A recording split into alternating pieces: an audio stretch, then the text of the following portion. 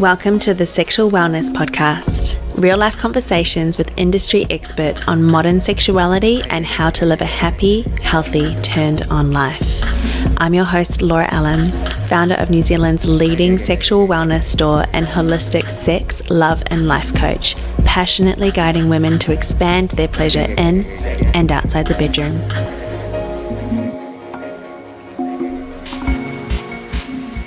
Hey, beautiful people. Welcome back to the Sexual Wellness Podcast. I'm coming to you once again from Jungle Paradise, aka my backyard, and it is heaven. Spring is here. Summer is well on its way. I am recording this half nutty just because I'm a goddess like that.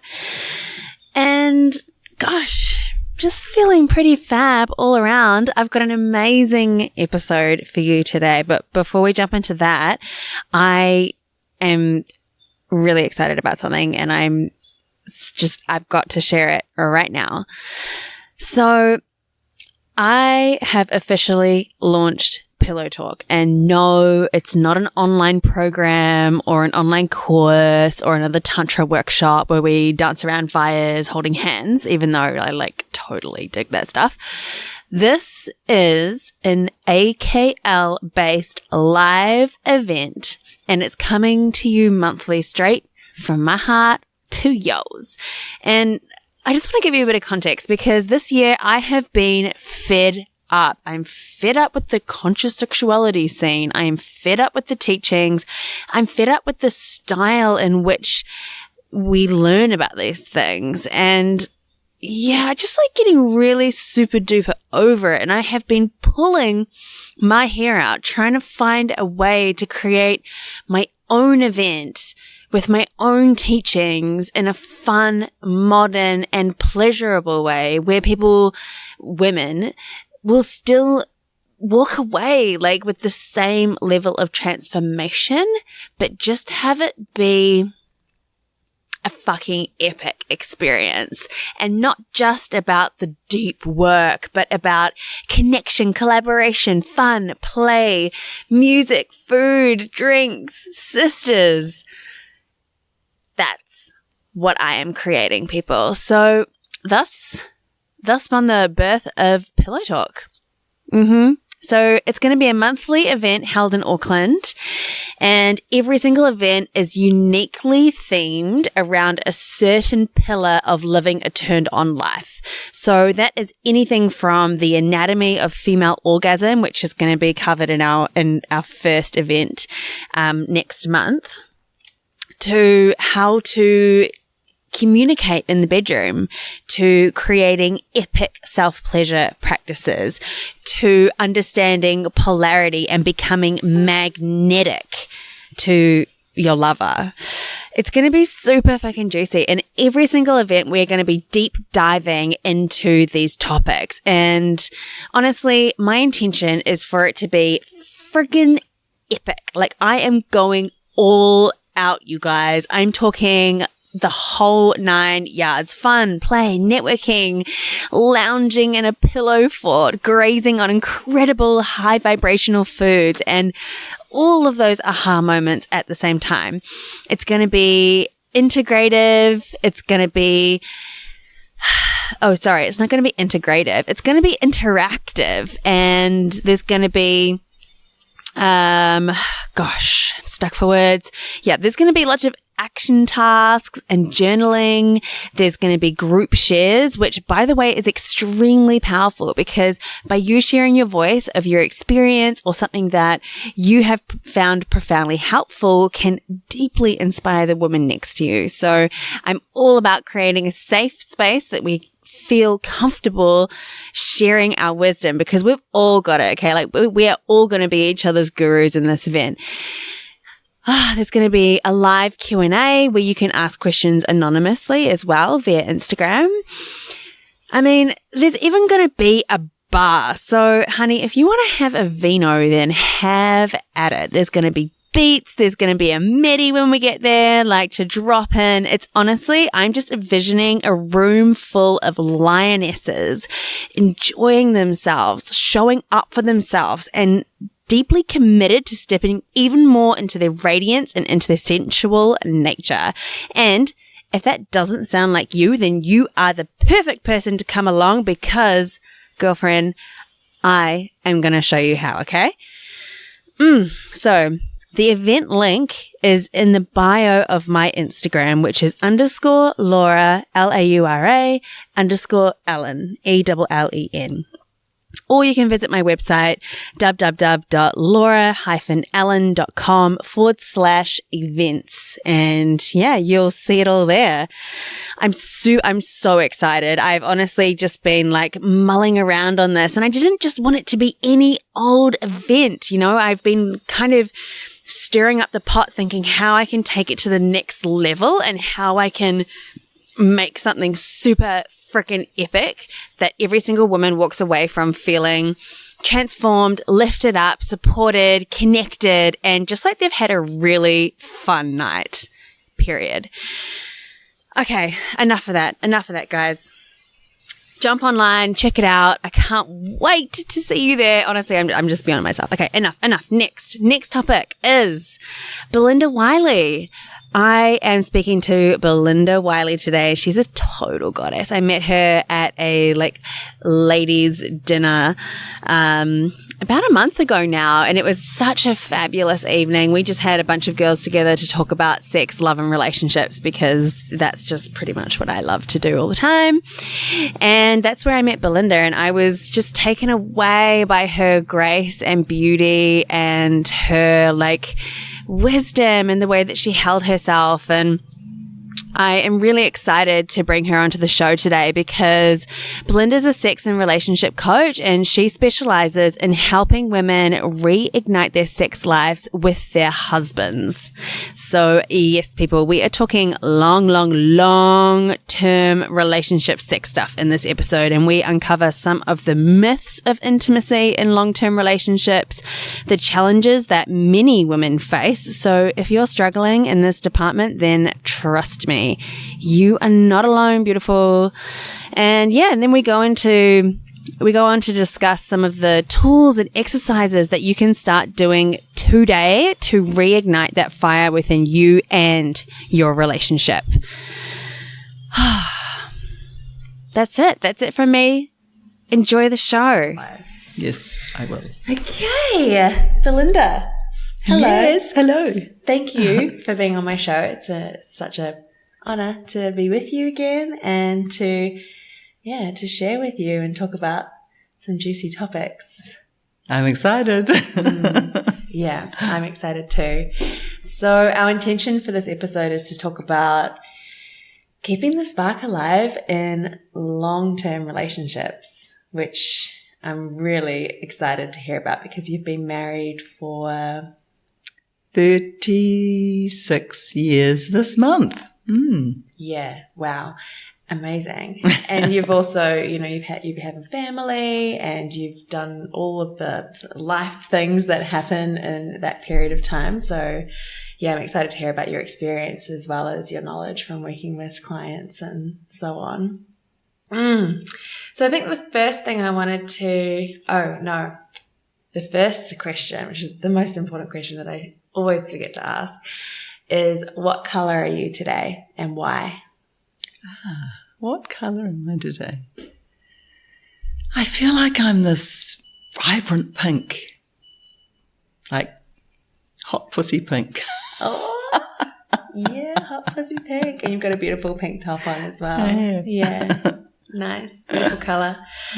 Okay, so I hear a lot of couples say or run a dialogue that is stating that sex isn't that important in a relationship, or, sex kind of starts to dwindle and that's just what happens in long-term relationships. And I'd love to hear from you.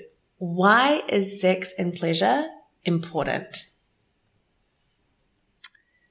Well, I agree with you. A lot of people are saying that. I get that all the time. Sex and pleasure are really important. I think we need it for our health, for our wholesome, to be whole people.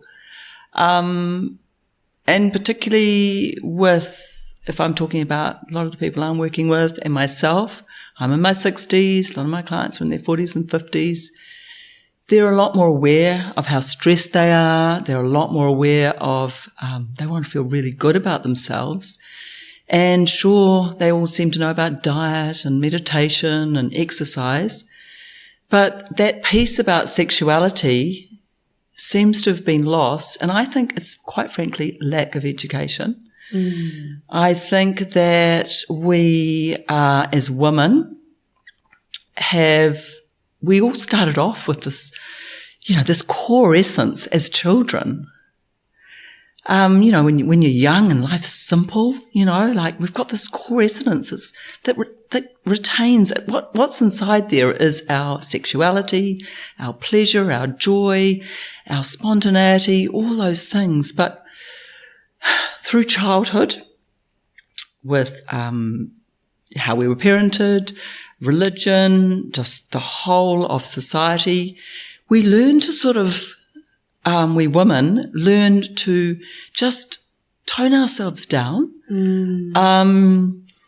And so sexuality is very natural, it's a normal part, when you're young, when you're a teenager, but just the way things happen, we get these sort of almost shame and layers of don't be too much, don't stand out, don't have too much sex, there's a lot of rules and regulations.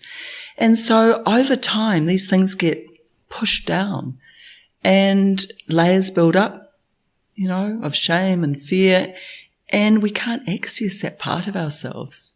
And trying to go back to I was just trying to give you some background, going back to your question, which is why is it so important, is because this is your true core essence. If you want to be whole and live a long life, you need to be able to access every part of your body. And it's sort of key. I mean, you could call it your soul, you could call it a whole lot of things. I just call it core essence, which we all have. Yeah, beautiful. I love that. I mean, that's why I started this business. And I mean, I come from a health coaching background in nutrition. And the more I worked with food, the more I realized that it wasn't just food that fed us. And sexuality is simply another ingredient that we need to put on our plate to live a happy, healthy, turned on life. So, yeah, beautiful. And when it comes to long-term relationships, what are some of the common struggles that you see with your clients?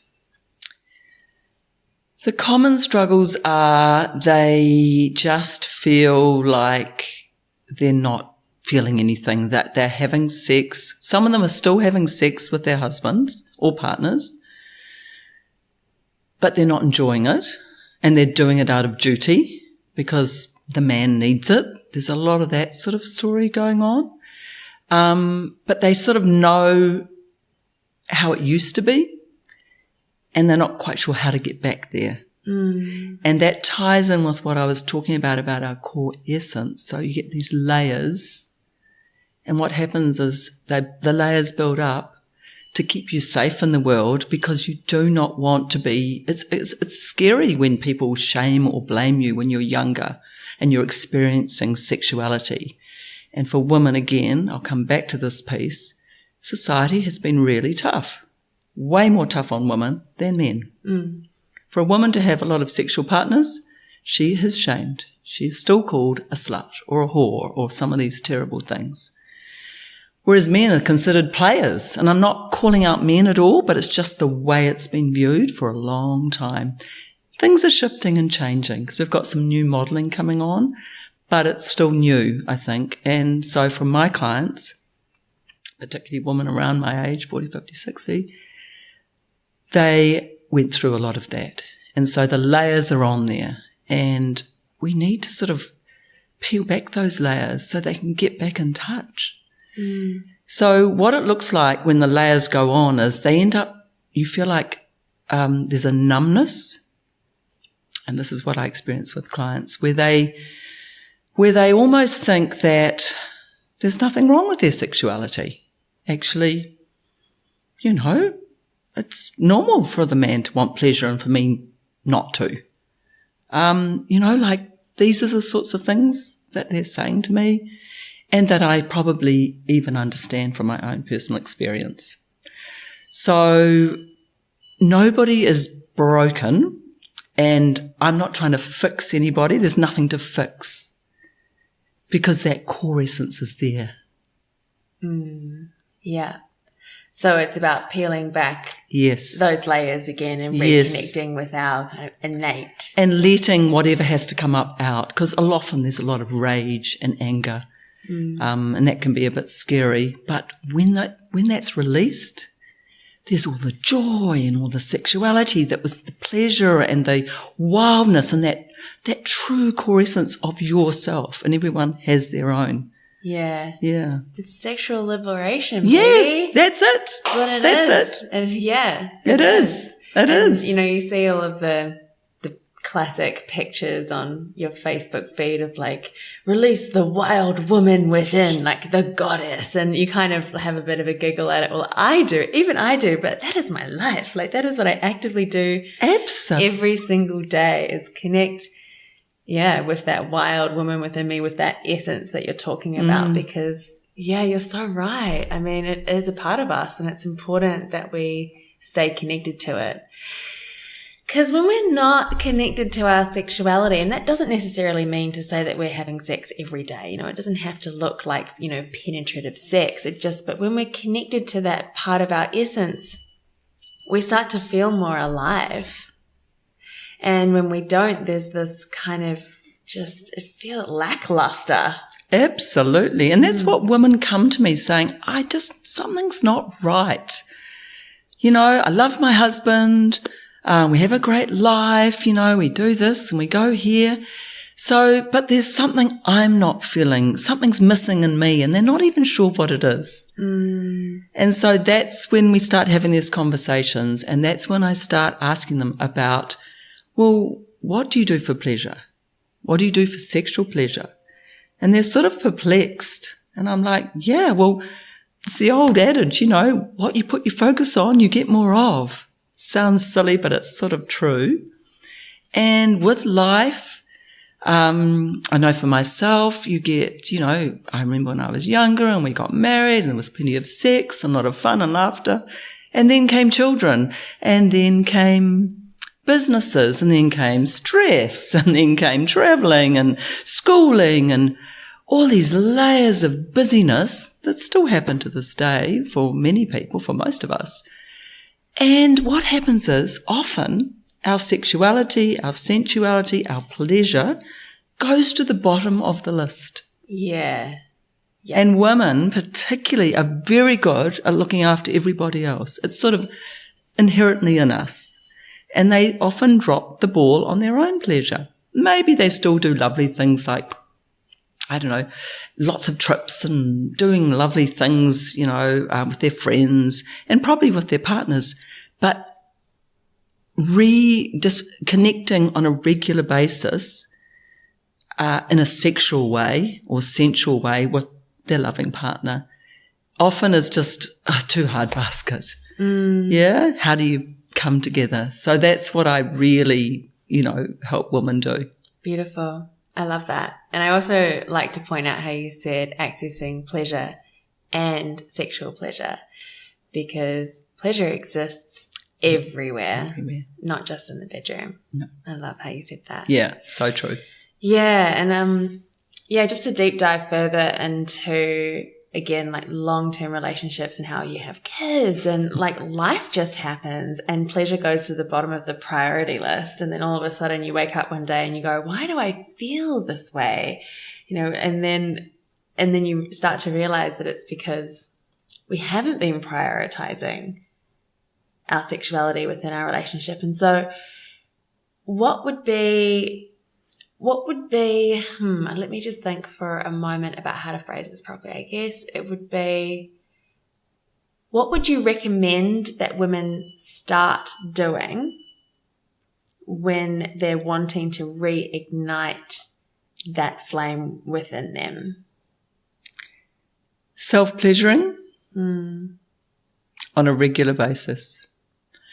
or just even breast massage. I've got lots of things that I like to give my clients.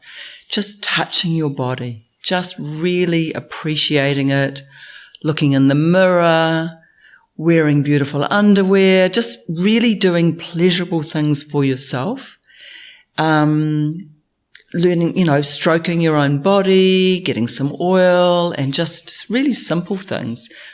Massaging your breasts, being really aware of your vulva, your clitoris, knowing that whole part of your body. I do find this a lot. Women they haven't even looked down there. Yeah. It's been quite a big piece, I notice. They're a bit like, ooh, they happily have sex, but they're not sort of fully in touch. So there's something about coming back to yourself, just getting some lube and just feeling around that area and just noticing what feels good and what doesn't, and different strokes, and and also finding the areas in your body that make you feel good. When you know what turns you on or what feels good for you, it's much easier. It's much easier to discuss it with your partner at some point, but it's really helpful if you start with yourself. Yeah. So self pleasure is, definitely a big piece, and it's one that we talk about a lot on the show. And I want to deep dive into self pleasure with you more. I think before we do, I wanted to ask a little bit more about the relationship dynamic before we kind of go into the self-pleasure, because we're going to wormhole into that, I feel. But oh gosh, now I'm getting confused again. What do I want to say about these relationships? I think what I'm trying to get to with this is when you're together with someone for such a long time and you go through all of these different phases and stages of life, and you're constantly growing and changing and evolving. How does that affect your sexuality? Because there must be seasons of sex, and can we really expect couples to be erotic with each other all the time? And so I'm kind of hearing these listeners who are, potentially in complete and utter despair about their relationship and perhaps giving themselves a hard time about it. But then is there an opportunity to create a sense of ease and compassion with, maybe it's not realistic to sort of have an expectation to be having wild, outrageous, multi-orgasmic sex every single day of your life, and understand that there are seasons and sometimes we do grow apart and come back together. So in your experience and in your experience with your clients, do you want to sort of talk into the seasons of sexuality that you can experience together and bring a sense of relief to that? Yeah, well, you're absolutely right. You've got it in a nutshell. I mean, there are seasons, and also what people think in their mind is the norm is just ridiculous, because where have they learnt that from? Pornography, I don't know, magazines, talking to people, or people who are probably lying. There is no norm. There is what you do and what feels right for you and your partner. And absolutely, if I think back to my 20s and the sex I used to enjoy, and then meeting my own husband and how much effort and time we put in, when we had no children, to 1, to 2, to 3, it changes all the time. And so there's a lot of adapting. The key is just to keep talking to each other about what you need and what you want. Have a laugh about it. What happens is even that stops. That's what stops, is the communication, that deep, honest communication. As I said, it's the lowest priority, and suddenly you're just talking about so many other things, decisions to be made about so many other things. And then life happens. Things happen in life. People get cross, angry, aren't addressing situations, resentment builds up. Guess what the first thing that goes when women are resentful? It's like, fuck you, I'm not having sex with you. Yeah. In their mind, not necessarily to their mouth, to their faces. And so resentment can build up, and that's a big piece. I'm just giving an example because I know that's what happened with me. Yeah. And that's just lack of really good, clear conversations. Yeah. I mean, that's a big subject in itself. I know. But just, yeah. It's so true. I mean, so many people come to me wanting like the quick fix, the top 5 tips to give the best blowjob on the planet and stuff. I'm just like, learn to meditate, learn to communicate. Like that's what's going to change your sex life, and all that matters when you're in bed is being present and having awareness, because then it doesn't matter what kind of sex you're having. It'll be different every single time. Like in partnership, if you've kind of fallen into a bit of a routine or a pattern, it's like if you can be truly, honestly present, then it'll never be the same, because the same moment never, ever happens twice. Well, unfortunately, a lot of couples, as I said, are lacking in education. And this is what I love when I'm working with women, is I'm educating them about a whole lot of things which they can then take back into the bedroom. And it should be different every time. You should be, not should. Should's not the word to use. There is no norm. And when you're getting into a routine and you're doing the same thing over and over, that's what often happens. People then get bored. But they forget to say something to each other because they're too scared. A lot of women tell me, I'm too scared to say anything to my husband because I don't want him to leave, or, there's a lot of fears for everybody around things like that, depending on how long they've been married, what they've put up with for so long, and then to ask for something new. They don't think they've got a right to do that, or they don't want to upset the apple cart and ruin what they have got already in their relationship. So it can be quite complex, quite dense. Yeah. Absolutely. So my piece is just working with the women, educating them about options and choices, making them feel good about their sexual selves again. And once they get that, they start to feel empowered within. They start to feel something shift and move, and slowly they can add things in their relationship. Because if you can't speak to your husband straight away and you don't feel comfortable about that, that's okay. But just keep doing the work on yourself, because something will shift anyway, because they'll notice in you unconsciously, even if you don't have the conversation. Unconsciously, they'll feel something different. And that's what happened to me with my husband. Yeah. Amen. Great sex starts with you. Yep. Yeah. Yeah. That actually kind of leads me talking about communication, it leads me into the next piece, because when we are stuck in a rut and, it's so easy to fall into patterns, communication patterns, and it can be so challenging and scary to communicate and speak up for what we want in the bedroom, especially as we continue to grow and evolve as humans. We start to want and need different things all the time. So how can we create a safe, open, loving container to talk about what we want in the bedroom? Like, how do you recommend that your clients start to communicate with their partners? Well, one of the main things, one of the loveliest things I love to give them, they both need to be up for it. So the woman will have to warm their partner up to, I want to try something new. Are you up for it, sort of thing? Because a lot of the guys can often get their backs up and they're like, well, I think everything's all right, so why would I want to do something new? So that's often what I have to work with. But if the other partner is up for it, you can bring in the most beautiful, simple technique, which is called eye gazing. Mm-hmm. I'm sure you're familiar with it. So what happens is, it is such a simple technique, but it's just as simple as sitting opposite each other in the bedroom. Setting the scene, because you want to make it very beautiful and intentional. So it's not just like, okay, we're doing this and then we're doing something else. This is really important. So you want to honour that piece. You're honouring each other around you, in your partnership, in your relationship, in your sexuality. And eye gazing is just getting, you can put the timer on if you need to, just start with 1 minute, just looking into each other's eyes. Because what happens is, even though when you first do it, often you can start giggling, people feel a bit awkward, there's a connection between heart and genitals. And so when you start to look into someone's eyes, you start to really see this person for who they truly are.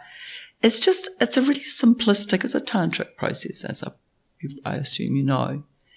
But you might start to sort of feel something. You might feel some awkwardness, but when you really just drop into it, I know when I did it with my own husband to start with, he didn't know quite where to look, and that's normal. He was sort of looking around, and then we sort of started breathing almost together. I started watching his breath and just breathing with him. And then once we've done that for a minute or two, I then usually move into, so it's a 3-step process, eye gazing, and then, what do you love about me? And then we take turns to say what you love about each other.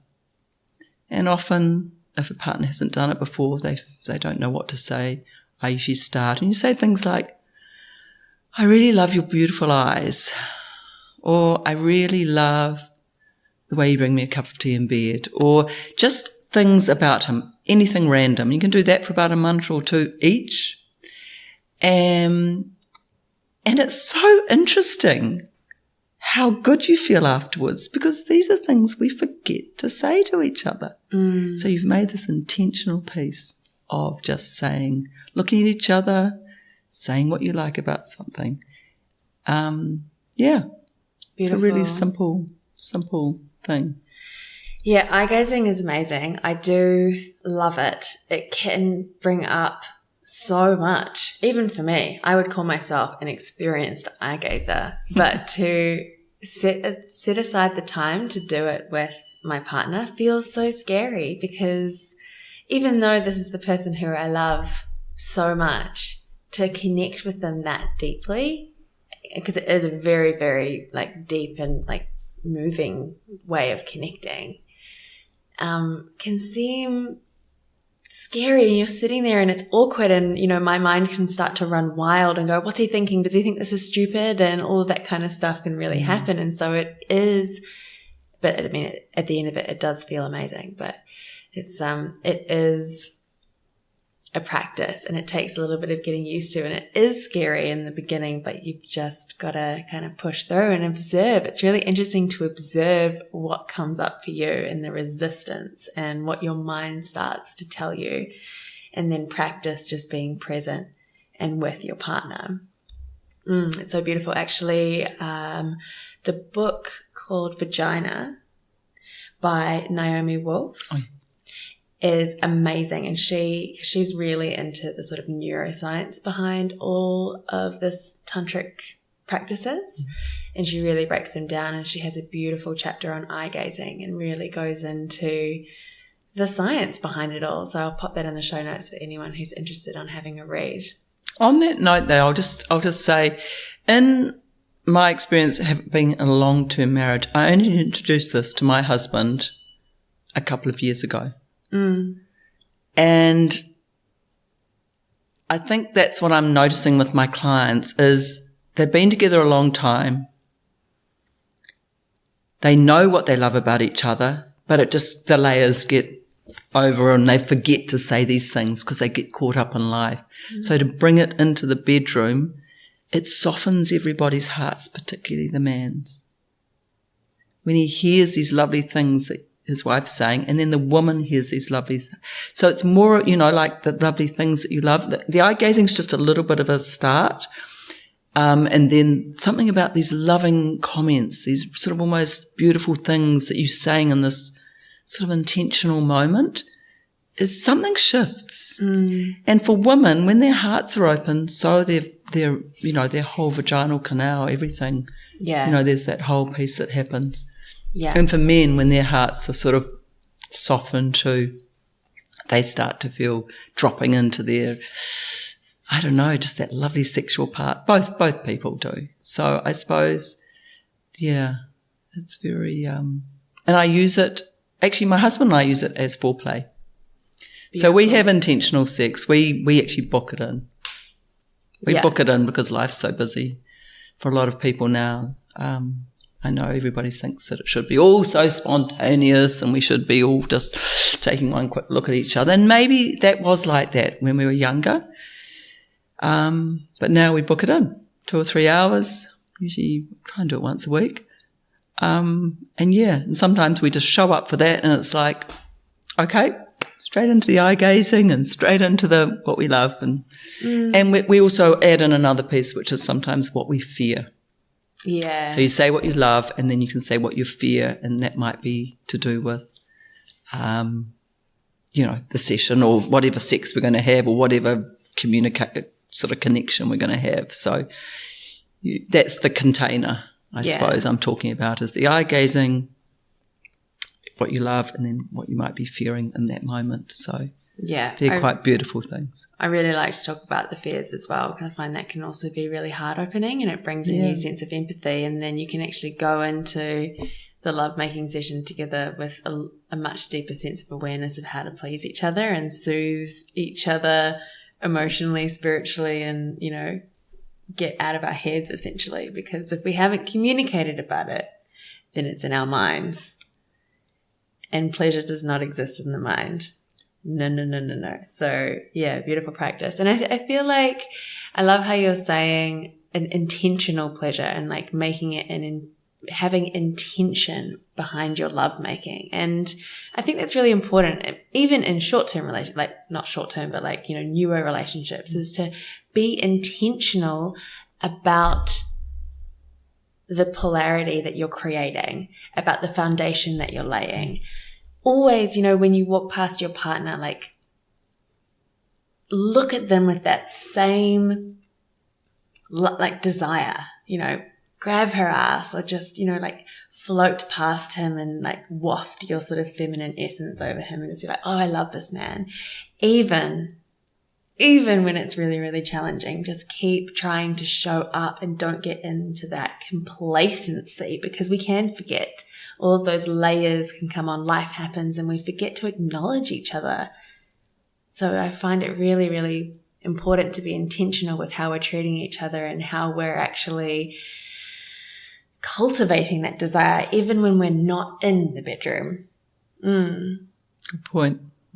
Yeah. I think when you're in a relationship, you do, if you love this person, you've got to have some awareness about how you speak to them. And it's so easy to drop that ball. But if you're doing something regularly towards your relationship, having regular sex, doing regular practices, like I've just mentioned, those 3, something really shifts. Like, that's what's happened for me. I've really noticed it. My sexual life with my husband, before I did a lot of this work, was so different. So different. And yeah, I'm so grateful.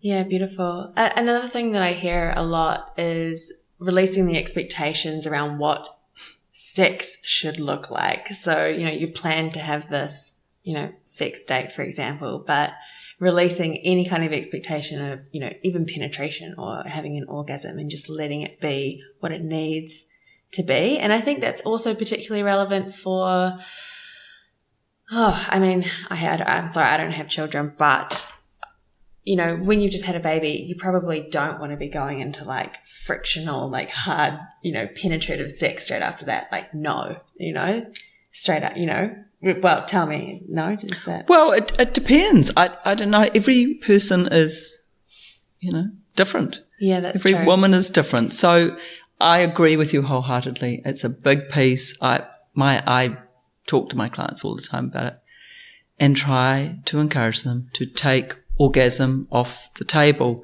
and just set up your time or your date to do something.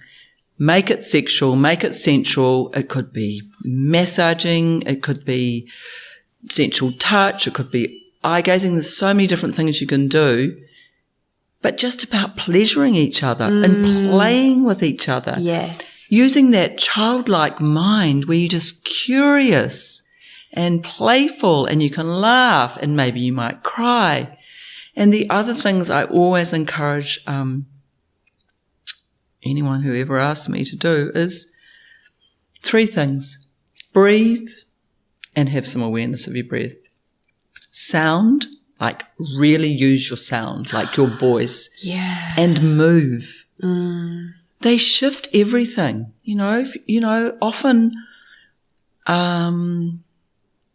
women tell me that their partners say, "Oh, you're so silent," or are you enjoying this? Or because nothing's coming out of their mouth.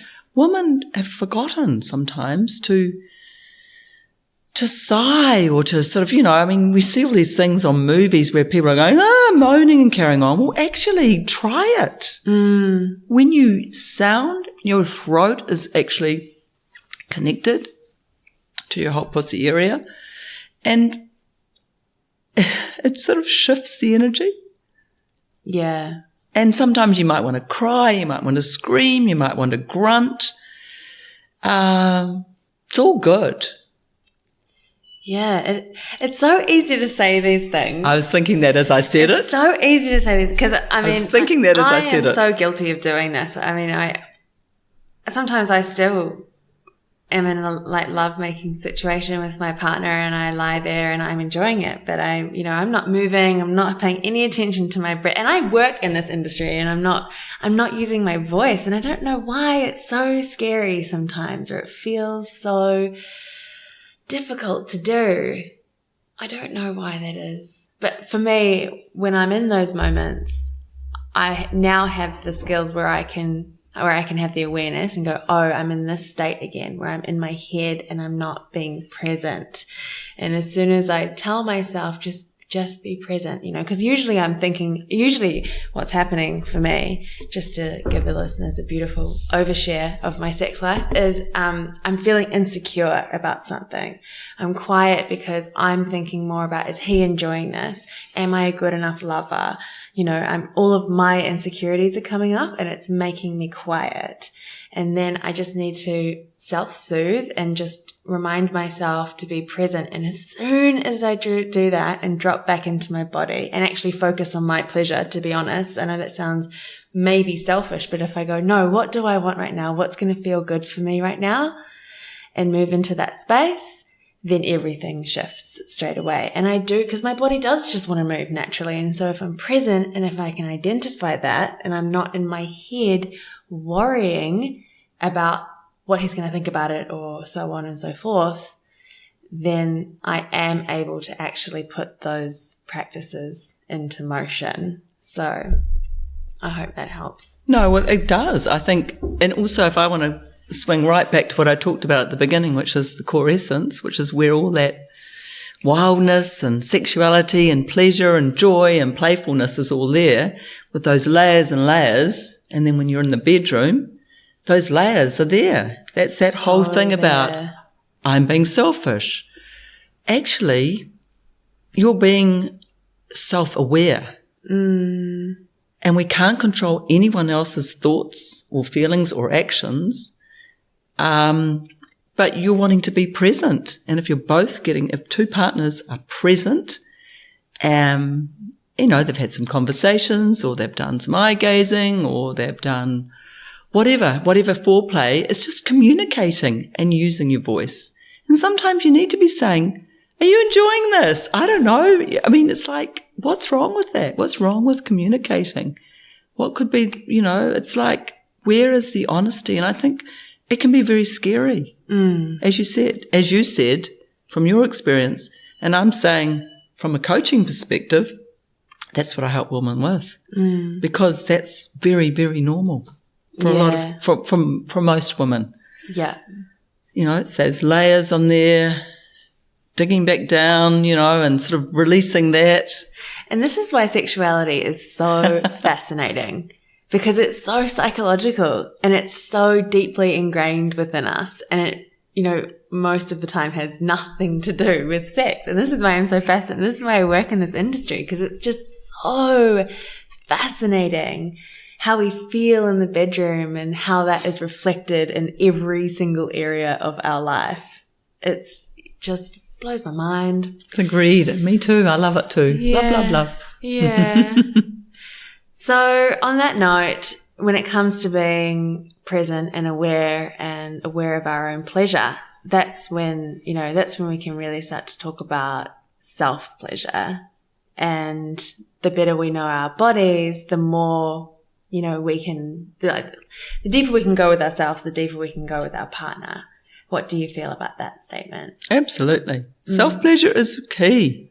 But once again, there's many layers of shame and all sorts of things around that, from our childhood, from when we were younger, from society. We've all been given different messages about self-pleasuring, whether it's right or wrong, because I have clients I know who say things like, oh, well, you know, they have a vibrator and that's it. And honestly, I don't call out anyone for vibrators or even pornography or whatever makes them feel good. But if you can just use your own, you know, like get in touch with your own body around what turns you on. I think I mentioned it before. It's a beautiful thing. And it can feel awkward and tricky to start with. You're like, oh, this feels so indulgent, or I feel guilty, or would I even tell my partner I'm doing it? But it's pleasure. It's what our bodies were designed for. I mean, we know everybody, well, not everybody knows this. I'm sure you know this. Everybody knows the clitoris, the woman's clitoris, which is a big part of a woman's pleasure, has 8,000 nerve endings in it. And it's made just for pleasure.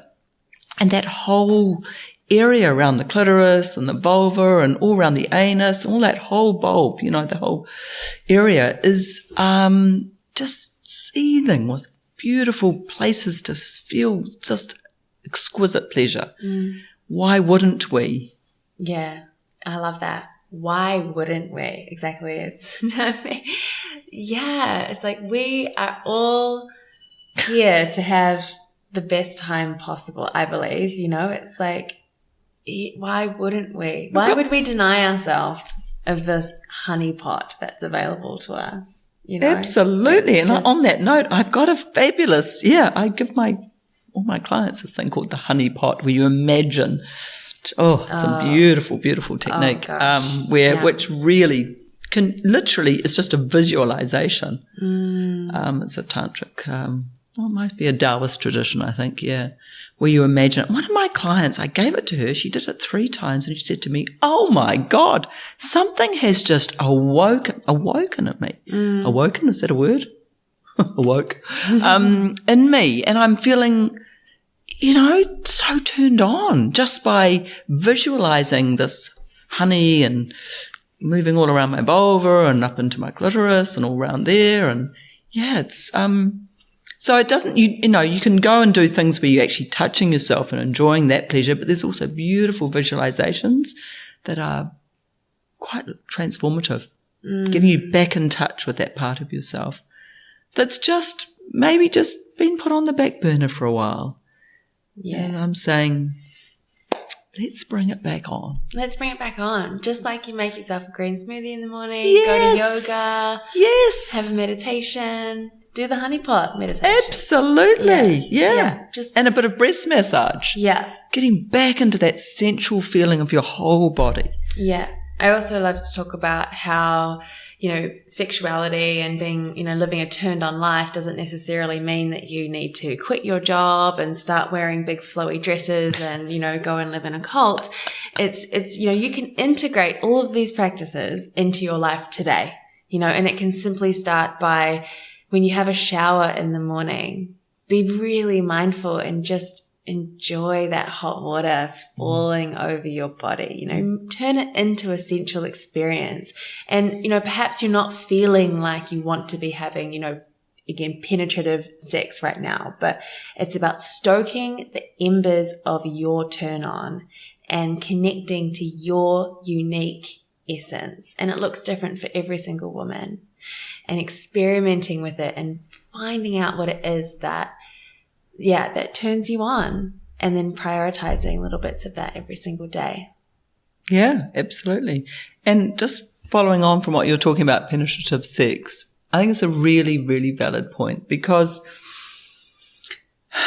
one of the things I am working with some of my clients is they have forgotten they've forgotten how to say yes and how to say no in lots of areas in their life, but particularly in the bedroom.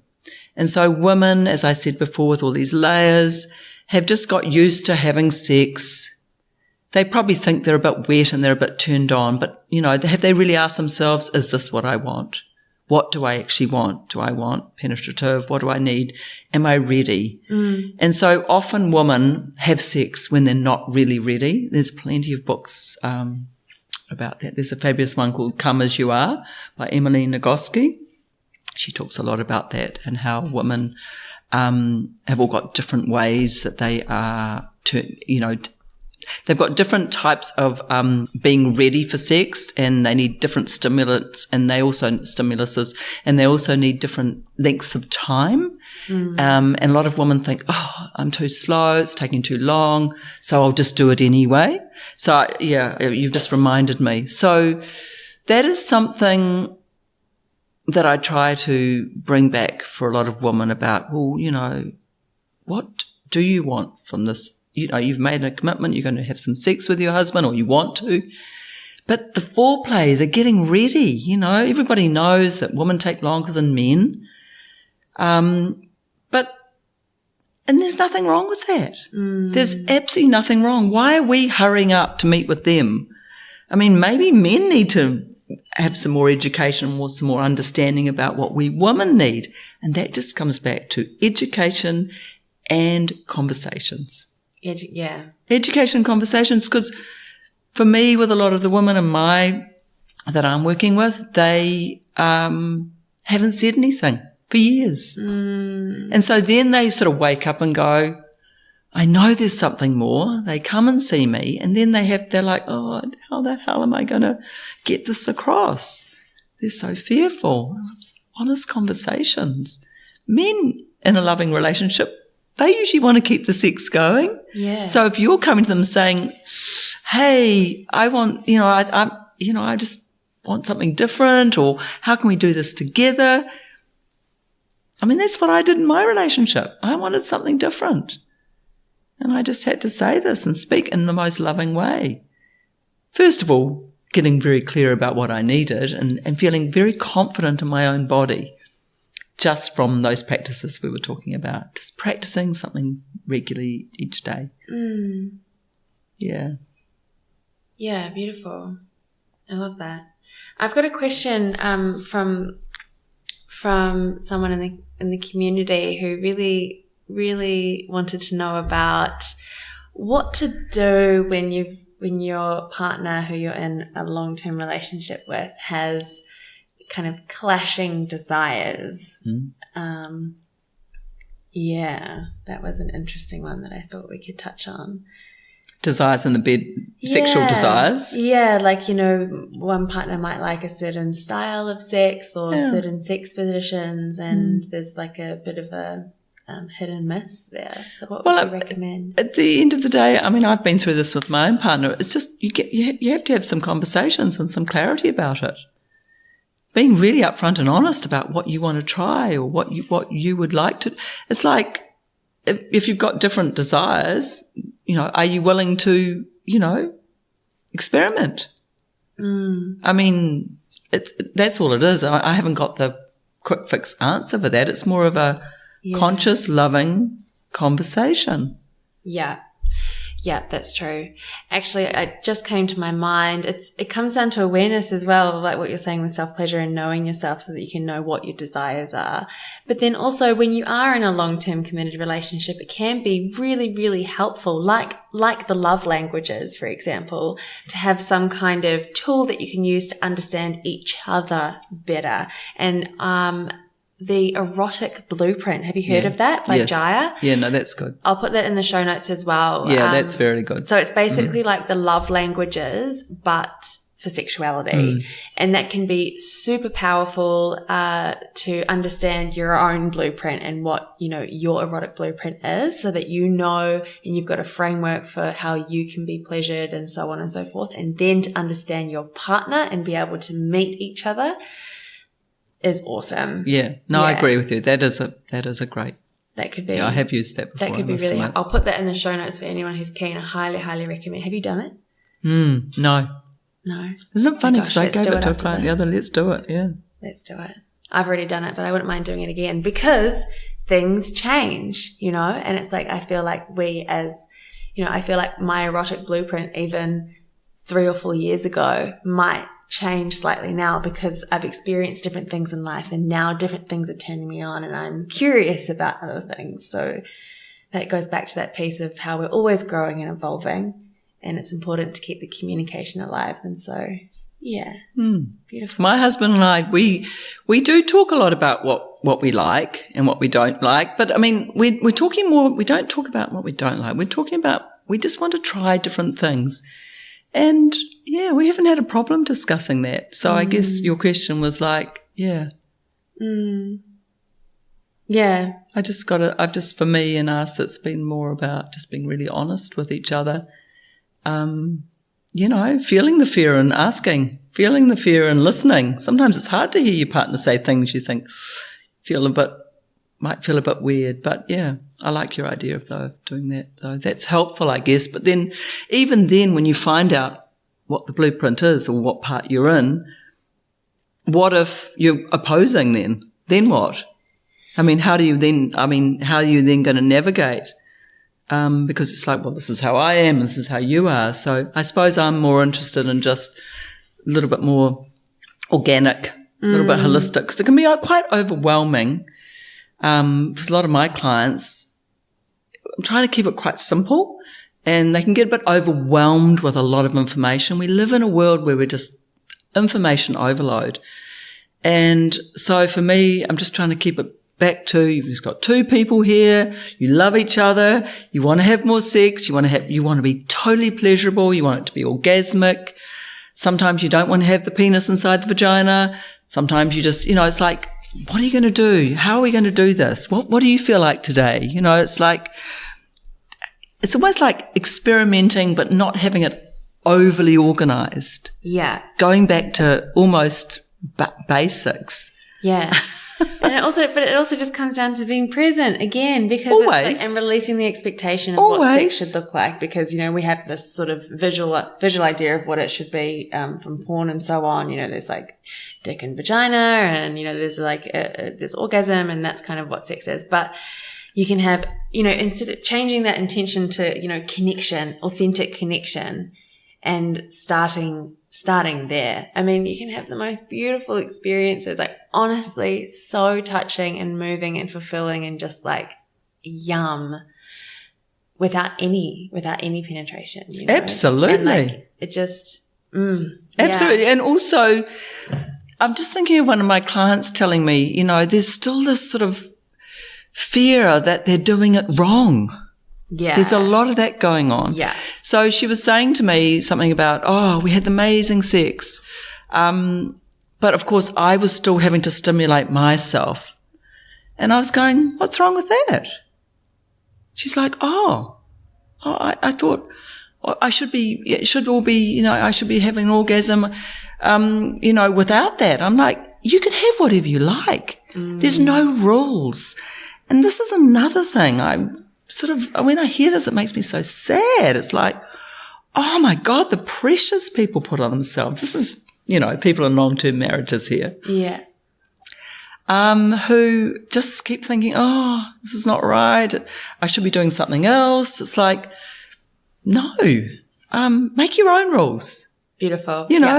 Use your fingers, use whatever you like, use lube, use the penis, I don't know, just play and experiment. There's no right or wrong. But if someone's been watching porn or they're sort of addicted to that, they have got in their mind a certain way that things are meant to be doing, or people are meant to be sounding or looking. And that can be very destructive. Yeah. Yeah. Yeah. I love that. And that's also relevant even when you're not in a long-term relationship. That's relevant with yourself, you know, in your own self-pleasure practice. Like if you just want to get out the vibrator and rub your clit, honey, do it. Like, you know, again, it's like, even for myself, I work in this industry. I'm surrounded by all these tantric goddesses all the time. And I'm just like, honey, I just want to rub my clit and like go to bed, you know? Like sometimes that happens and that is okay. There is no right or wrong. It's like, there's only your way, you know?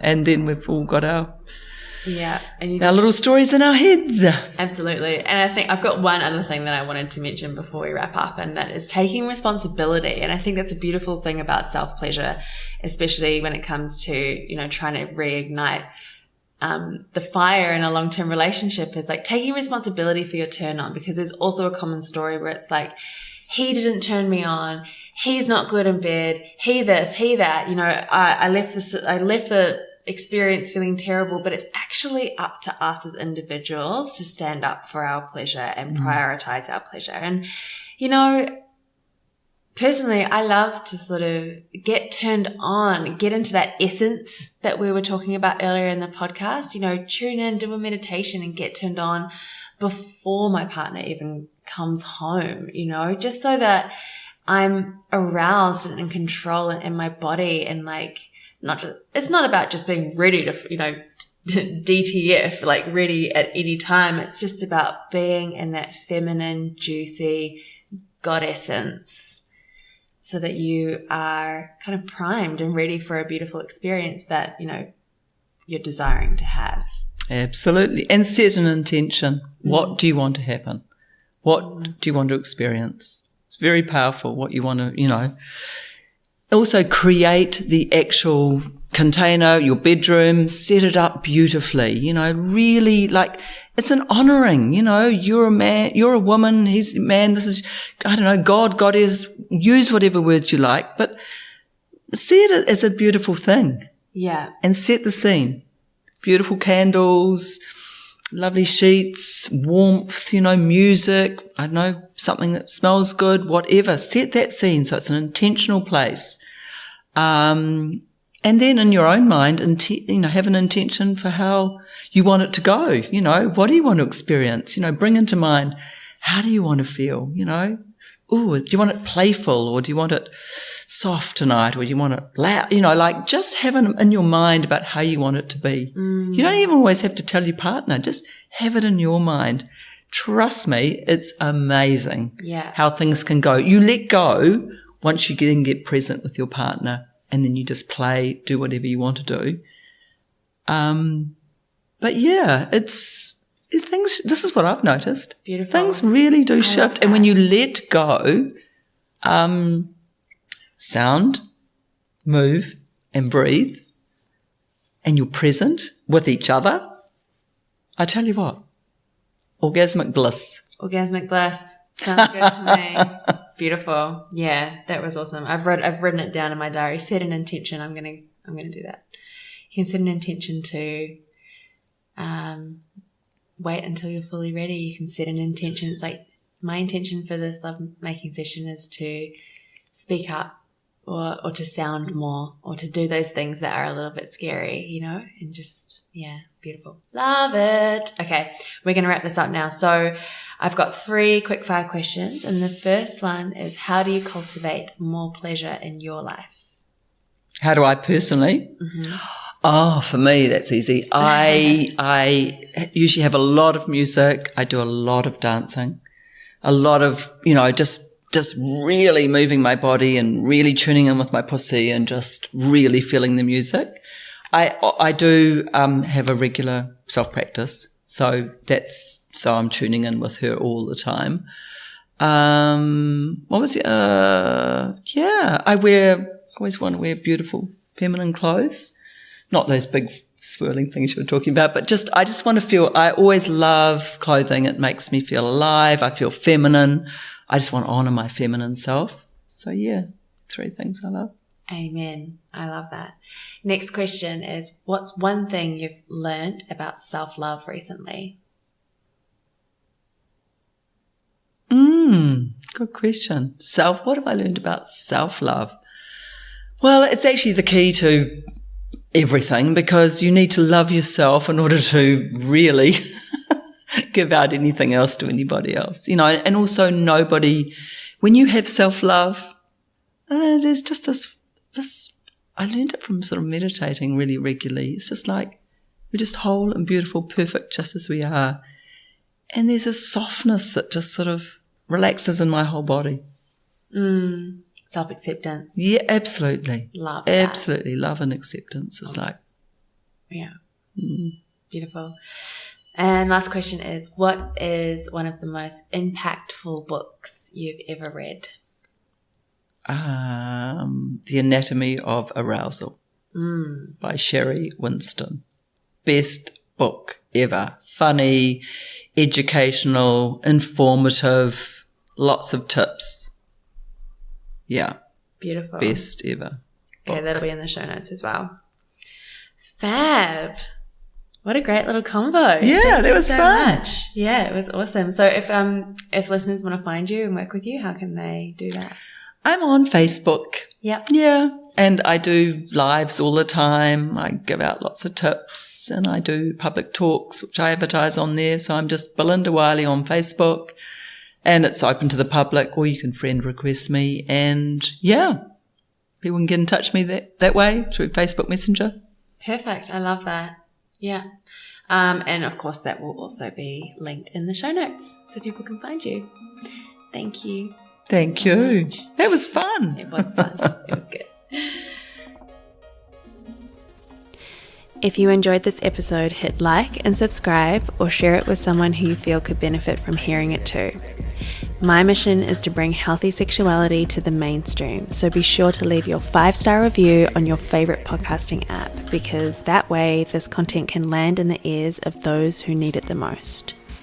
If you're looking for more resources on how to live a turned-on life, check out my website at www.laura-allen.com, where you'll find events, coursework, free downloadable workbooks, as well as my coaching packages.